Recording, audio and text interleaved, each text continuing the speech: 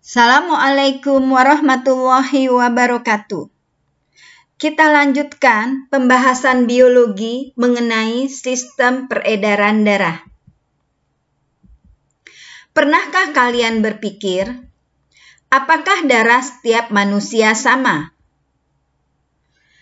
Darah pada manusia ternyata berbeda-beda. Hal ini disebabkan dari ada tidak adanya kandungan antigen yang terdapat pada eritrosit dan antibodi yang terdapat pada plasma darah. Darah manusia digolongkan menjadi beberapa macam penggolongan darah dengan menggunakan beberapa sistem. Salah satunya adalah sistem ABO.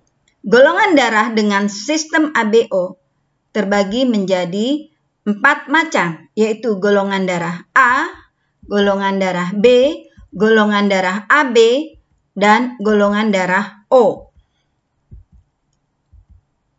Bagaimana karakteristik golongan darah tersebut? Golongan darah A yaitu golongan darah yang pada permukaan eritrositnya mengandung antigen A dan plasma darahnya mengandung antibodi anti-B.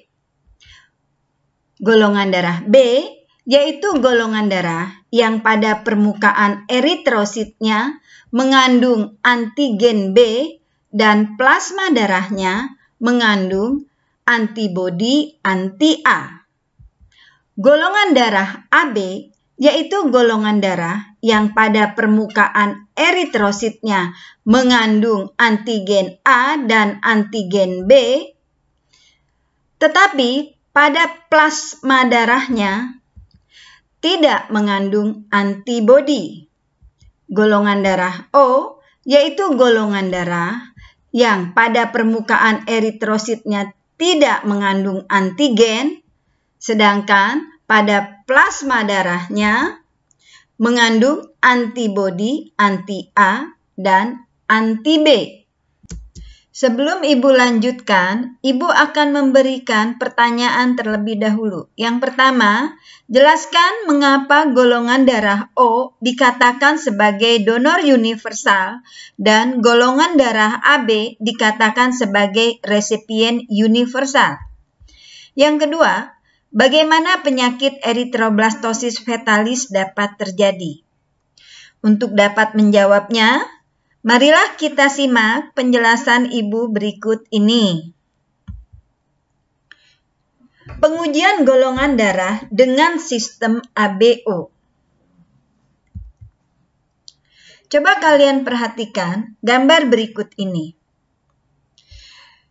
Bila sampel darah ditetesi dengan serum anti-A, akan terjadi gumpalan atau darah akan menggumpal, dan ditetesi dengan anti serum B, darah akan larut secara homogen.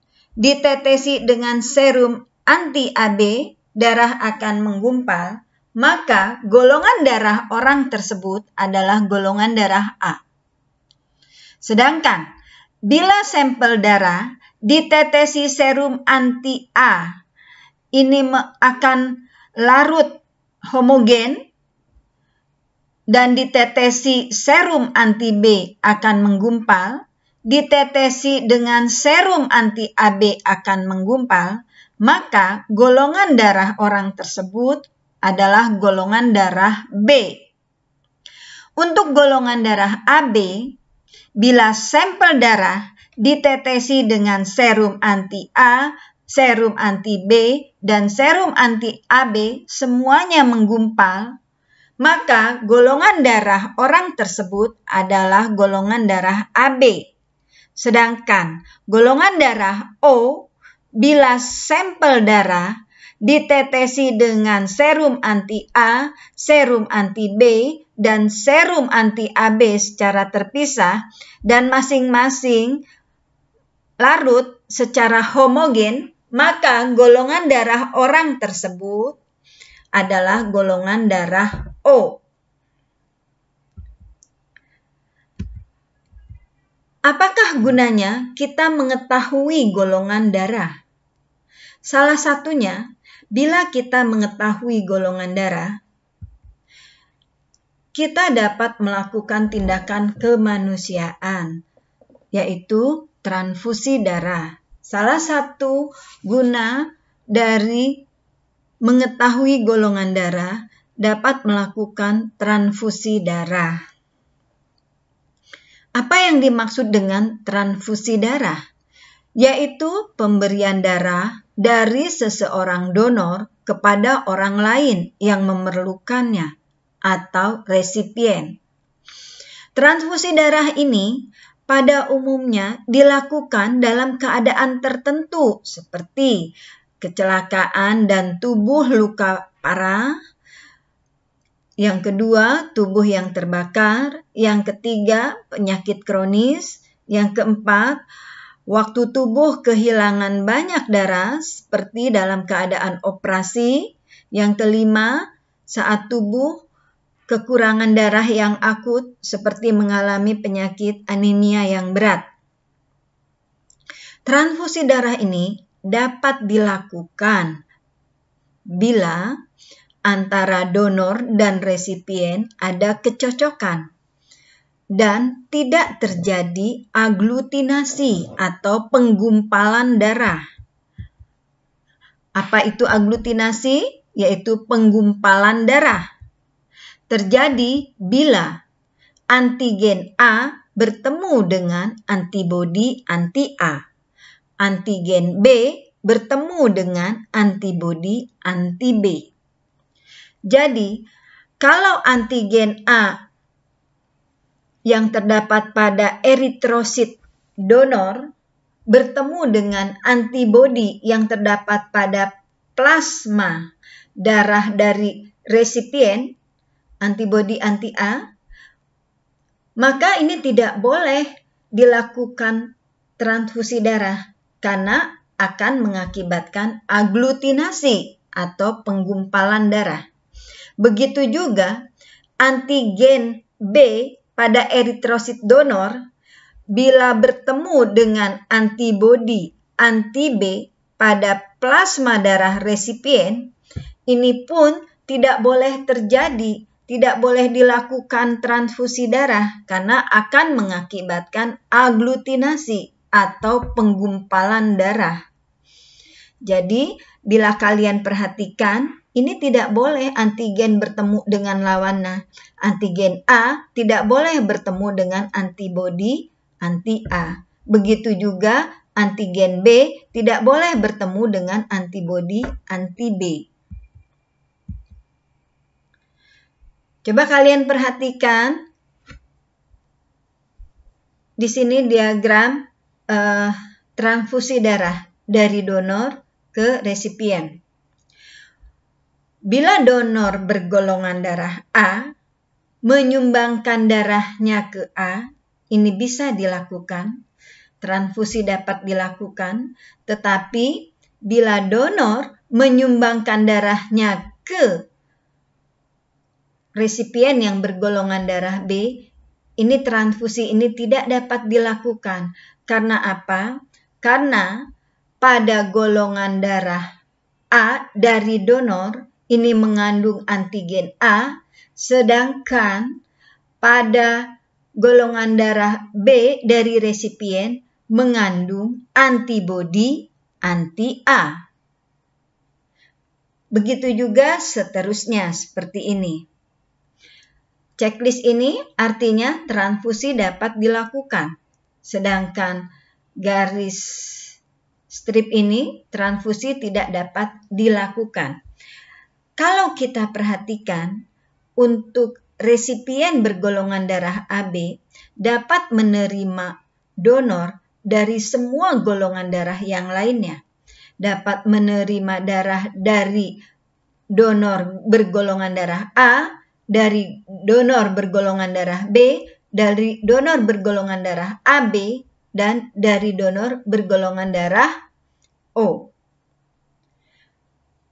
Sehingga di sini golongan darah AB dikatakan sebagai resipien universal. Karena golongan darah AB dapat menerima darah dari semua golongan darah yang lainnya. Coba kalian perhatikan, di sini golongan darah O dapat memberikan darahnya ke semua golongan darah yang lain. Golongan darah O dapat memberi darahnya ke golongan darah A, ke golongan darah B, ke golongan darah AB, dan ke sesama golongan darah O. Karena golongan darah O ini tidak memiliki antigen pada permukaan eritrositnya, sehingga golongan darah O bila masuk pada tubuh resipien tidak dianggap sebagai protein asing atau antigen. Sehingga golongan darah O ini dikatakan sebagai donor universal.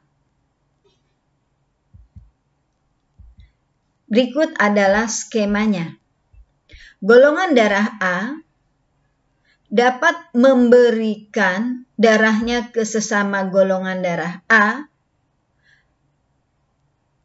dan dapat memberikan golongan darah A ini ke golongan darah AB. Golongan darah B dapat memberikan darahnya ke sesama golongan B dan dapat memberikan darahnya ke golongan darah AB.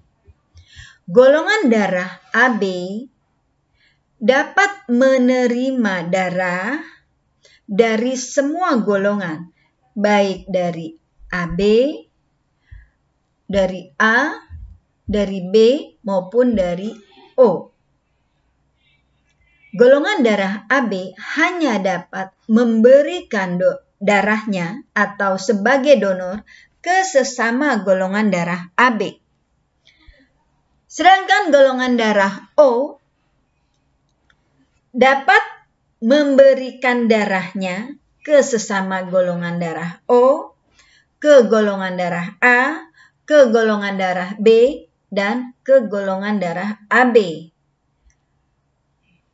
Sehingga golongan darah O ini dikatakan sebagai donor universal dan golongan darah AB dikatakan sebagai resipien universal. Golongan darah berdasarkan sistem resus. Untuk golongan darah berdasarkan sistem resus terbagi menjadi dua macam. Ada golongan darah resus positif, yaitu jika pada eritrositnya mengandung antigen resus. Sedangkan golongan darah resus negatif, yaitu jika pada eritrositnya tidak mengandung antigen resus.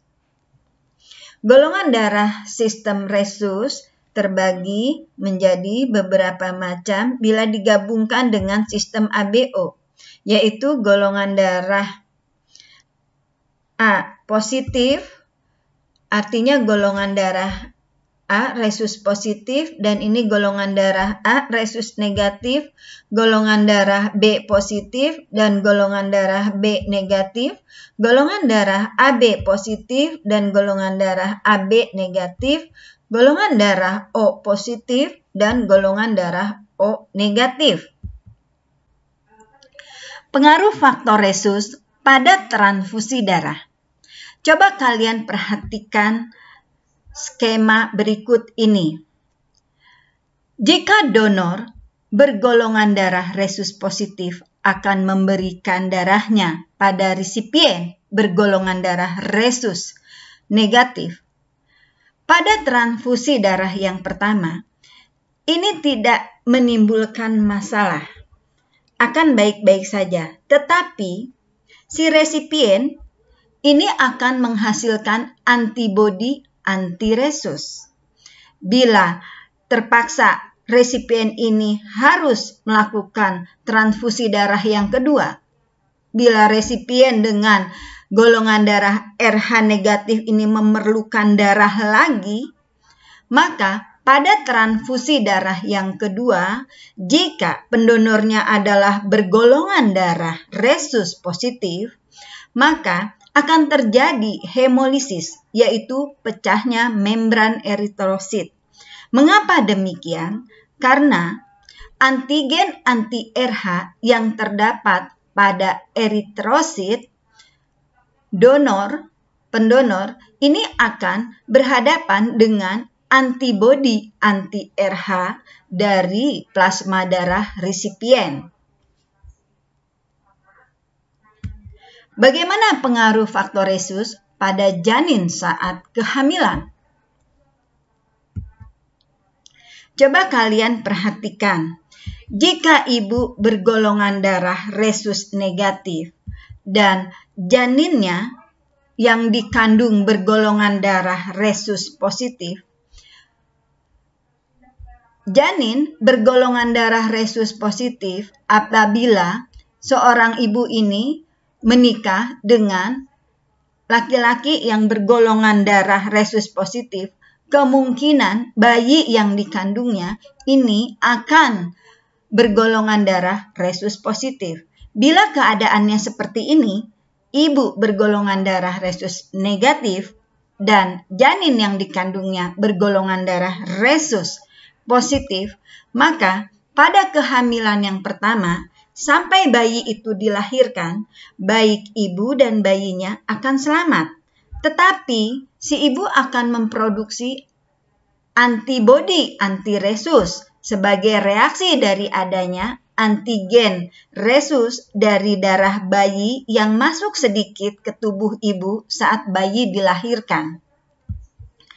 Pada kehamilan yang kedua, apabila bayi bergolongan darah rhesus positif lagi, maka antibodi anti-RH yang sudah ada pada ibu akan menghancurkan antigen RH pada eritrosit bayi, sehingga terjadilah hemolisis, sel darah merah atau eritrosit bayi. Keadaan ini disebut dengan penyakit erythroblastosis fetalis. Jadi, pada kehamilan yang pertama ini akan baik-baik saja, baik ibu dan bayi yang dikandungnya akan selamat, tetapi pada kehamilan kedua akan berakibat terjadinya erythroblastosis fetalis. Demikianlah penjelasan yang bisa Ibu berikan. Terima kasih. Assalamualaikum warahmatullahi wabarakatuh.